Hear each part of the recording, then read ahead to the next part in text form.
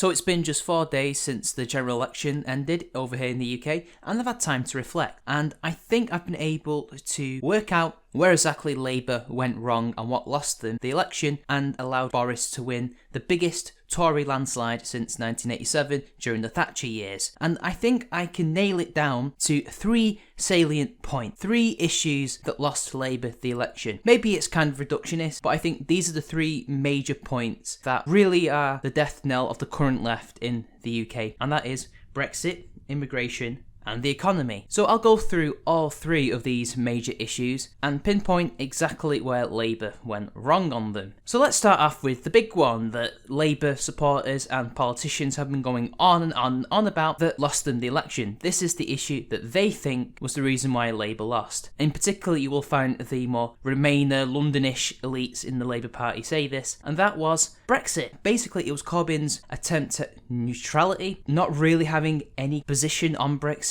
which was the reason why Corbyn lost. But really, it wasn't really down to that, because everybody knew that, in the past at least, he was a Brexiteer. He was somebody who was anti-EU and wanted Britain out of the EU. Although, I would argue, since he became Labour leader, he had switched. He will support this thing as long as it's the left that are doing it. But as soon as the Tories, or people who are basically his ideological opponents, suddenly take this torch and are the ones who are trying to get Brexit done, to quote Boris, then suddenly he has to change that because it's not him, it's not his side that are personally doing it. But really, if you think about it, that's just one interpretation. Really, I think he just changed his opinion. Because if you remember, if you cast your mind back to the referendum, he was campaigning to remain. He did not, as an individual, campaign to leave.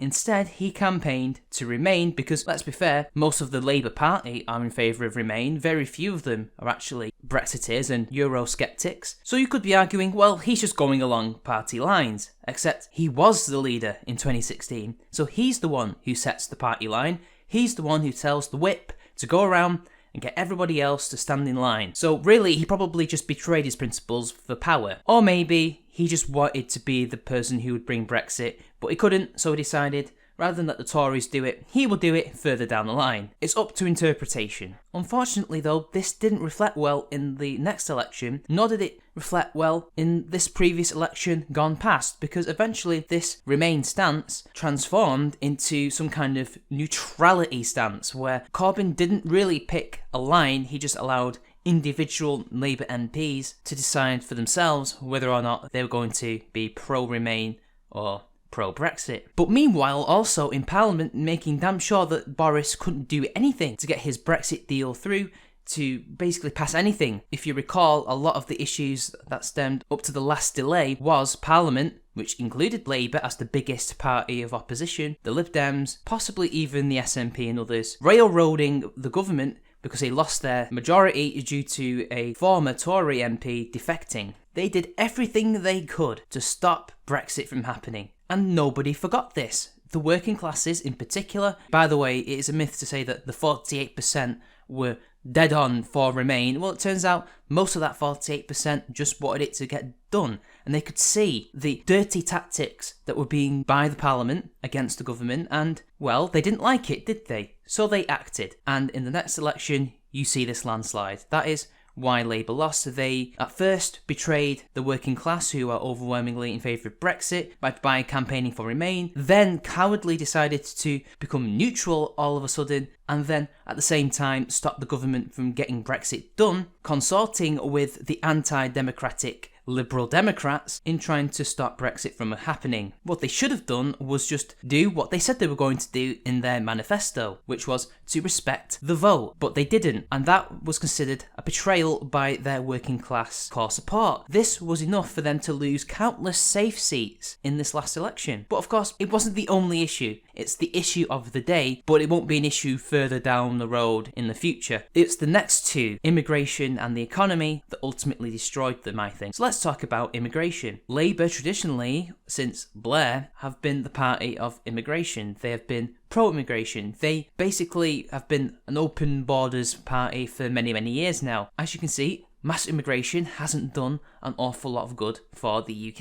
It has decreased wages, it has created a lot of societal incohesion and tension, All you have to see is the results of the homegrown terrorism to see that perhaps our efforts to integrate all these masses of people have not been working properly and that something else needs to be done, and that communities all across the UK have been changing. And regardless of what you think about this is what the working class are seeing. They're the ones who have to deal with this situation. Now, it's not just a case of, oh, they're just racist, they just don't like change, they just don't like brown people, or just people who don't speak their language. That's not really the case at all. It's really competition. It's competition for jobs, and it's competition to use the NHS and other public services. It is mass immigration that is not only deflating their wages, it's also deflating the other immigrants' wages, the people who've been around since the Windrush generation, you can argue. These people are also getting sick and tired of it. These people are beginning to be victimised by this, because these people are British at this point, and they have children and grandchildren and great-grandchildren,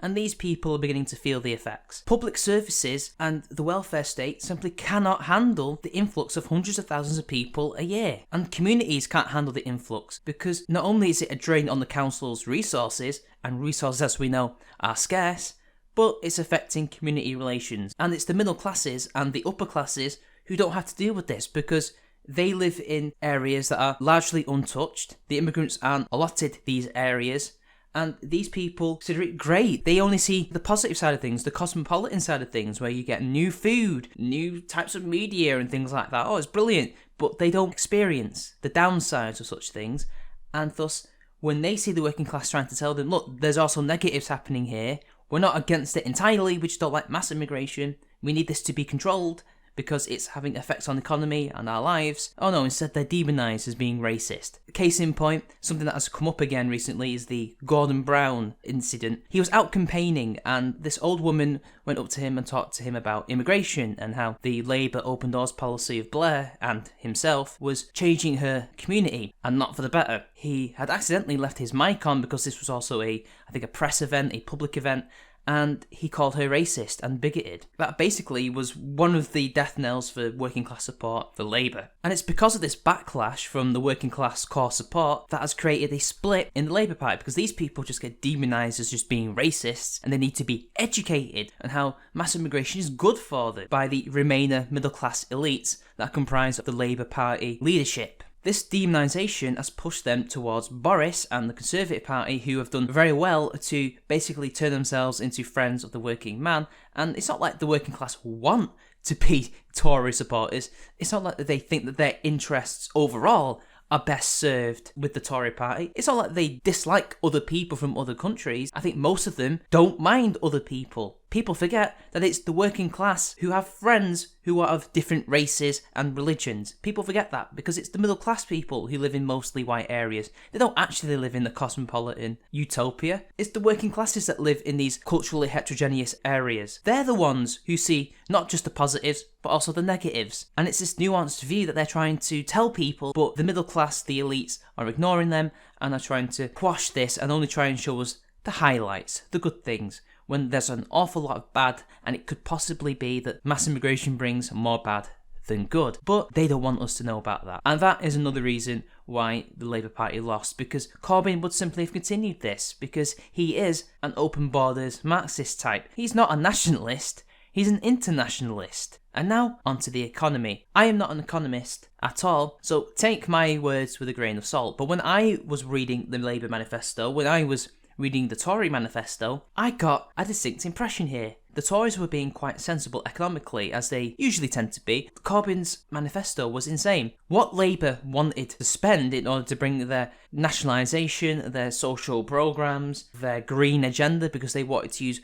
government money, they wanted to use public money to fund this massive green manifesto. It's almost a Green New Deal in a way. And it was reaching up into the hundreds of billions of pounds, and they didn't seem to care. Even people who are economically illiterate can see this and think, where are you going to get this money from? And of course, Labour's answer, as is usually the leftist answer, is to tax the 1%, to tax the billionaires. And apparently there's only 150 billionaires in this country, so they'd also have to tax the people who are in the upper income brackets. But then those people will also start to either A, leave, or B, try to find ways to siphon money off so they don't have to pay much taxes, which means in the end, the burden of this funding falls to everybody else. And working class people, middle class people, upper class people, the 1%, nobody wanted to pay more taxes for things like this Green New Deal, where they basically wanted to become carbon neutral by 2030, which is insane and it's never going to happen. And also to nationalise the internet, to nationalise steel and all sorts of other industries, which is going to cost even more money. And as we know, nationalisation didn't help our industry one iota. People just did not want to foot the bill, because how can they foot the bill for all these other renationalisations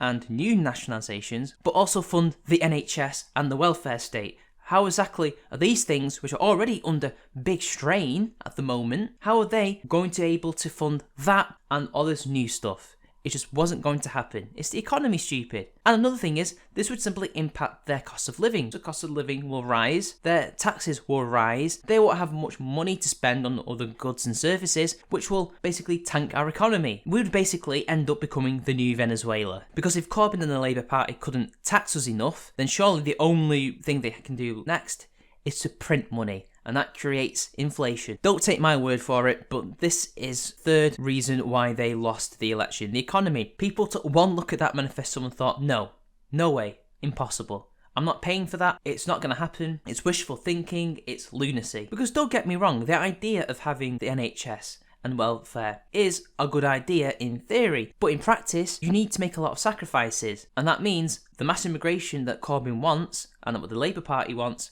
can't coexist side by side peacefully with these economic plans that they have in place to create a new state-run economy. It's just not going to happen. And that, my friends, is what I think was the reason why Labour lost the election. Now, since then, there's been a lot of salt online as the leftists have been crying and whining and blaming everybody under the sun for what happened. Yet, they have not really been blaming themselves as such. They have been blaming other people within the left, I guess. You know, the Corbynistas are blaming the Remainer elites, and the Remainer elites are blaming the Corbynistas' socialism, but ultimately, it was all their fault. They are the ones that have split themselves, paradoxically, despite being the most united front, because the right wing in the world, let alone just Britain, aren't particularly united. They're the ones who have sown dissent and disunity within their own ranks, including their own support bases, that basically they can't win elections.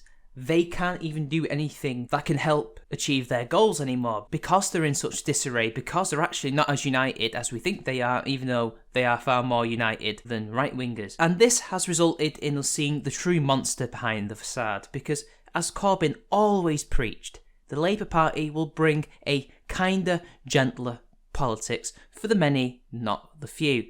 But unfortunately, that's not what it is, people, and we have seen this. There was a protest in Downing Street, but as you can probably tell, it was not thousands, hundreds of thousands of people attending this demonstration to announce to the world that Boris is not their Prime Minister. No, it was simply momentum types, it was far left types, it was Antifa who were out there attacking the police and trying to basically create some kind of revolution in the streets, which of course, it's not going to happen. And we saw young people, in particular, this young nurse who really, I think, just shows what they're really like. On the one hand, she wants to be a nurse. She wants to be somebody who goes out there and cares for the people of society. But on the one hand, she wants Boris Johnson to die a horrible death and hates Tories and wants them to die. And basically, this can also be extended to anybody who is to the right of her. These people do not care about you, regardless of your race, regardless of your class, if you do not agree with them,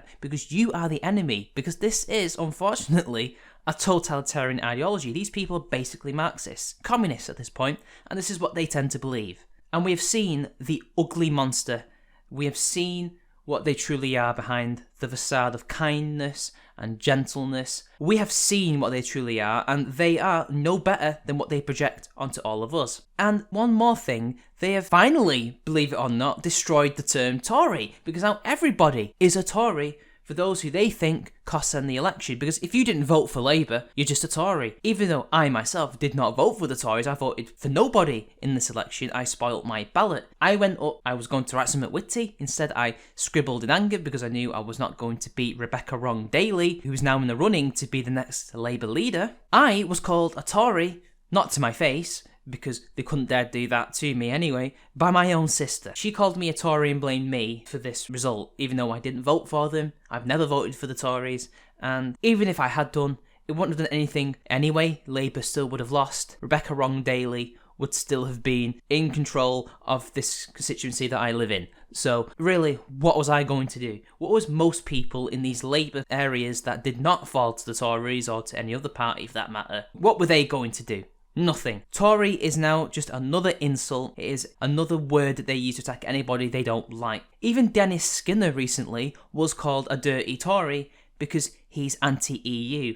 Unfortunately, the beast of Bolsover lost his seat. He's one of the most principled Labour MPs still around. That's mainly because he's also older and from the old left, but regardless, this is one of the most principled people, and even he was a victim of their own terrible policies. Even he was called that. It means nothing these days. But another thing that it shows is it's no longer Nazis, it's no longer the alt-right. Really, what it is just anybody who they don't like. It's the moderates, and it always has been the moderates that they don't like. And eventually it will just be centrists, because Tories are not centrists. They're right wing. They'll be coming for the others. And then eventually, they might well be coming for the more conservative elements in the Labour Party, the people who are known as Blue Labour, who are socially conservative but economically left wing. Kind of the reverse of the Blairites and the Thatcherites in many ways. The social conservatives, people like your Peter Hitchens, although obviously they're left wing as opposed to right wing like he is, they'll be coming for them too.